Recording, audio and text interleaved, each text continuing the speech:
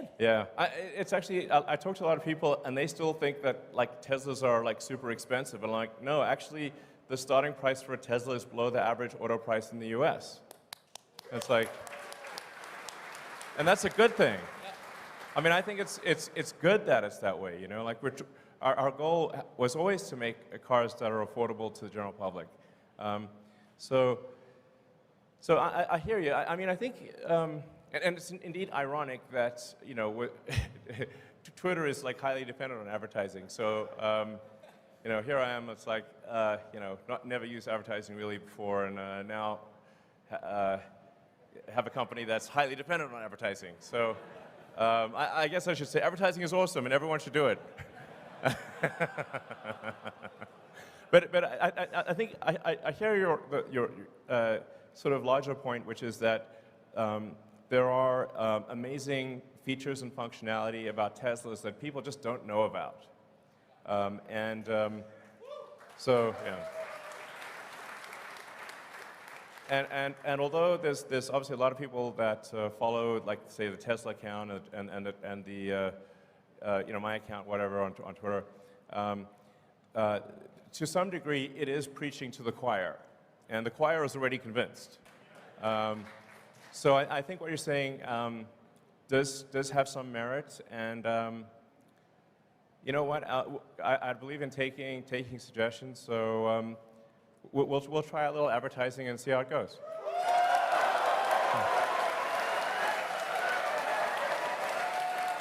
Okay. Okay. All right, I wasn't expecting that level of enthusiasm. But okay, it sounds like our shareholders, if I read between the lines, subtle as it is, are saying we should probably do some advertising. Okay, very well. All right.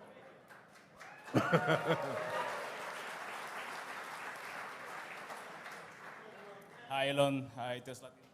Thank you for everything. So my question is regarding, you recently added Steam to the car, and that's great. We can play video games.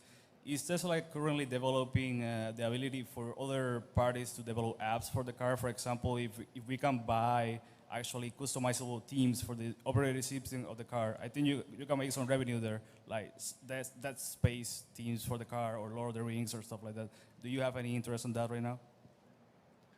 Well, I mean, I think the notion of having entertainment apps and whatnot becomes increasingly important as the cars achieve self-driving, because otherwise you can only really play games or watch movies or whatever when the car is stationary. You know, which, you know, if it's charging or whatever, then you can use it. But when it's at the point at which it's full self-driving, I think it's very much about entertainment and productivity. So I think that is something that might make sense in the future. But overwhelmingly, the focus right now for Tesla software, apart from improving safety, is achieving full self-driving, and then getting full self-driving to be much safer than human driving.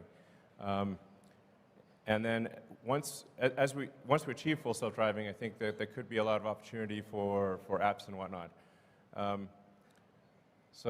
you know, even in the car as it is today, for a Model S and X, we've made a sort of a full Steam integration.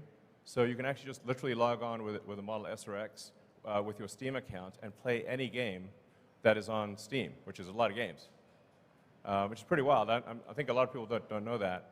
You can play with a keyboard and mouse. You can play with a joystick or controller. You can also play Netflix, YouTube, or anything else. I mean, for my little son X, he loves watching, you know, actually loves watching rocket videos in the rear screen of the Model S and X. So yeah, so it is something that we will do long term. But what I'm saying is we already have a lot of stuff there, and we'll do more as self-driving becomes a reality. So.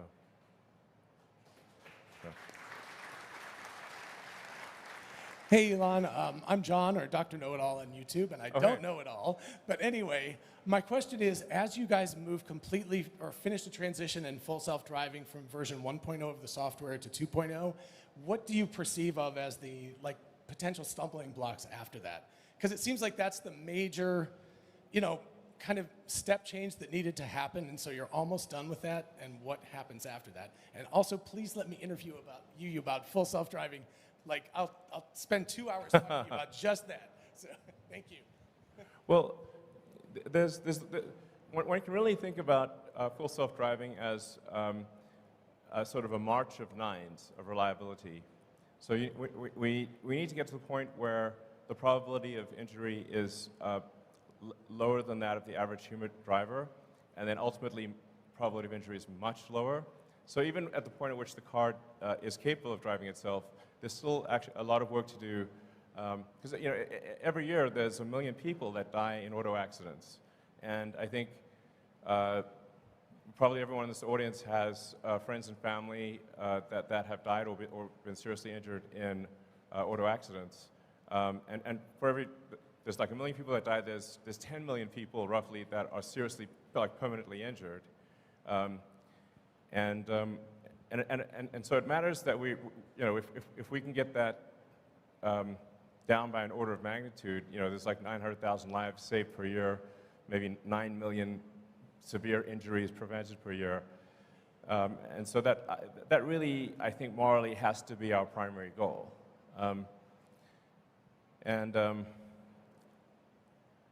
I guess I'm open to an interview on FSD. 2 hours is a long time, but okay. All right, I'll do an interview. It's got to be on Twitter, but sure.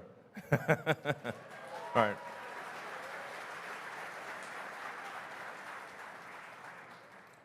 Hi, Elon. I'm Josh Phillips, long-term retail investor. My question's about battery-grade lithium supply in the next 10 years. Lithium experts all agree that mines are just not coming online fast enough to meet battery supply. And actually, Drew Baglino pointed this out recently. Some mines take 10 years plus to be permitted. And even GM has actually announced huge lithium deals that will secure away supply from the rest of the industry. So what's Tesla's plans to get more supply of lithium at the mine level outside of refining, but also at a deeper level than a traditional offtake? Because as we know, he who controls the spice controls the universe. Sure.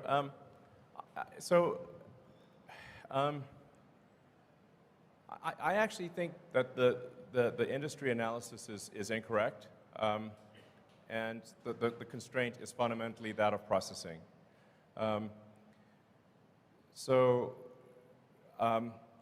Now, our refinery in Corpus Christi that we're building is primarily oriented towards refining spodumene, of which there is a truly vast amount in the world.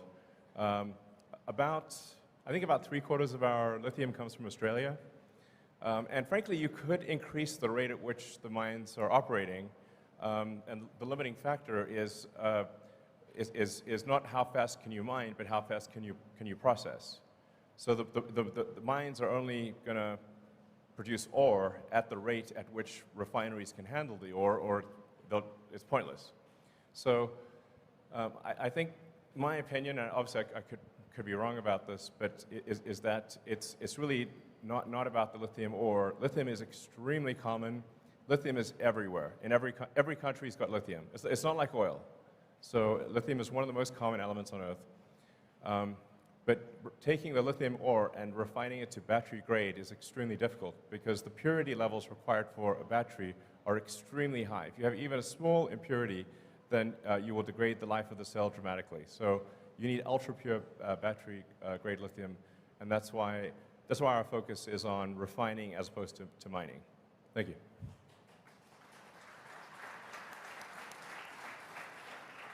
Hi, Elon. Thanks. It's a great time here. You spoke about safety in your presentation of the vehicles, and I just want to say I'm thankful to you for building such a safe vehicle because I'm here today with my son. We drove in his Tesla 3 over here that he replaced with the one that he got rear-ended significantly in, and it destroyed the car. but we're able to be here today. So Great. thank you very much. Absolutely.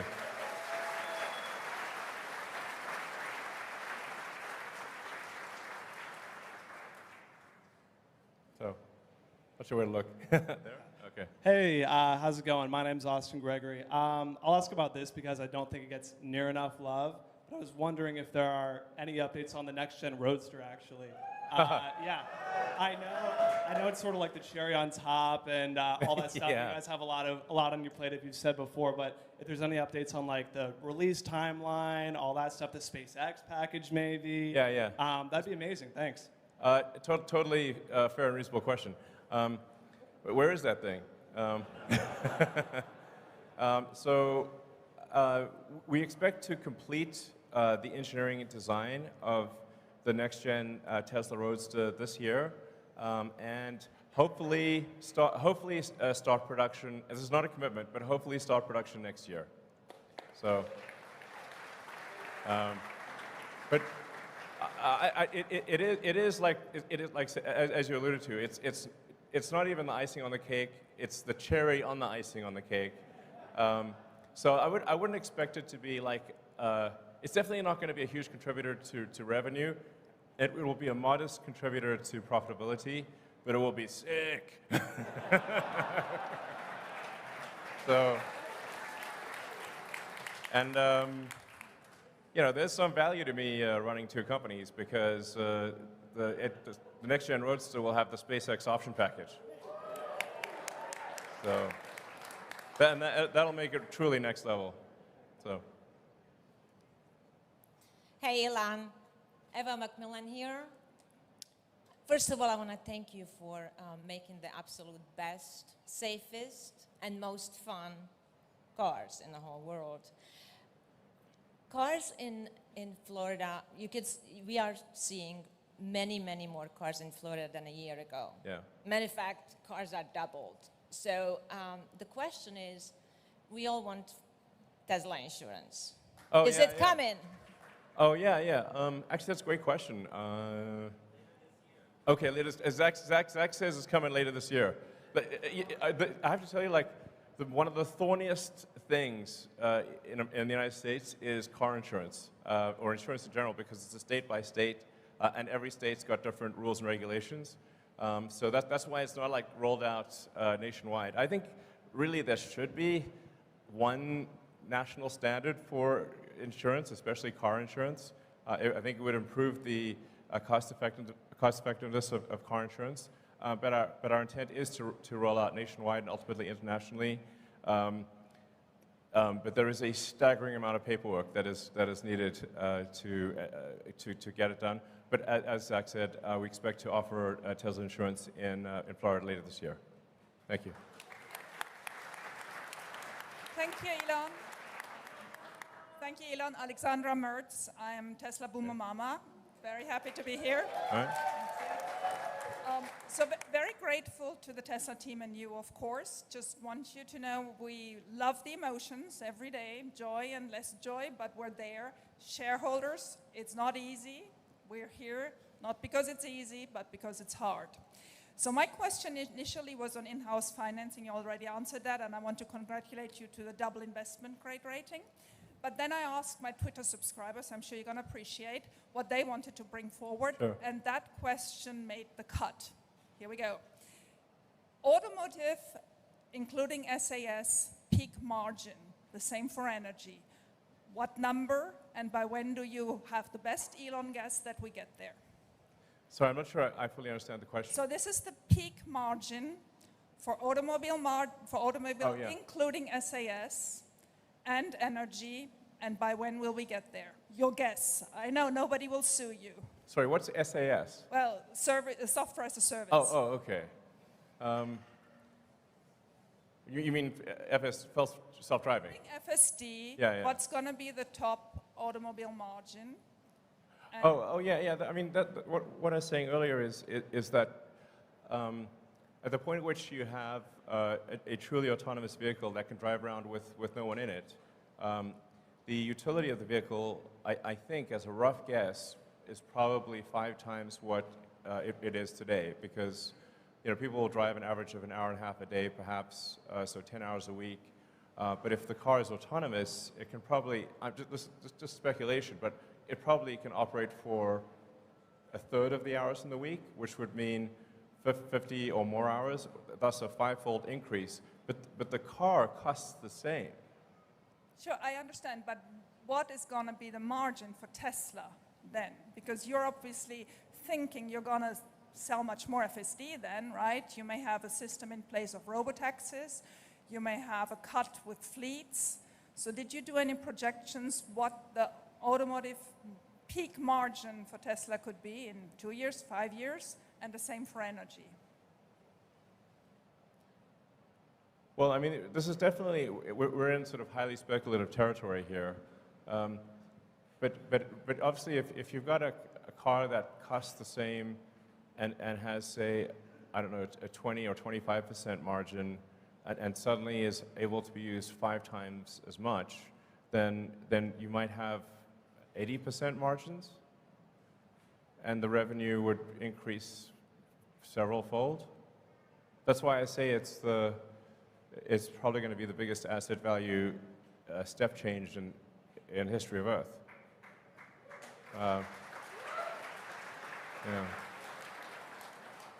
And energy does not have simply does not have such an increase in asset utilization. So I would expect energy to remain at sort of a 25%-ish to 30% margin.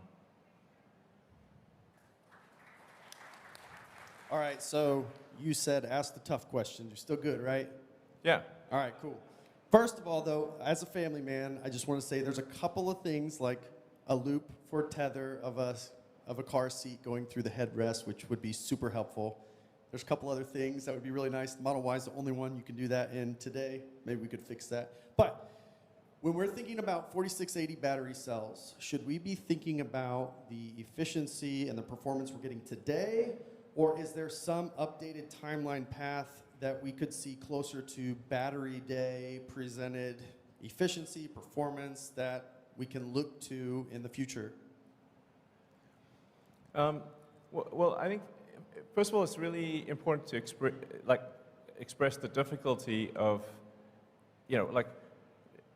for Tesla to go from nothing to making a battery cell that we aspire to be better than any other battery cell on Earth, even when compared to companies where the only thing they do is make a battery cell, is obviously not a trivial exercise.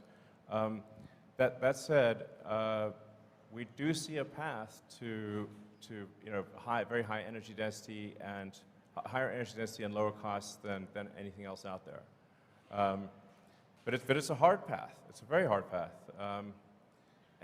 Normally it would be absurd for companies to attempt such a thing. And no other car company is really attempting to do anything like this in a serious way. So I guess technically BYD, because they started out as a battery company, but yeah, so it's a very difficult thing to do. But I think we are tracking to success in that regard.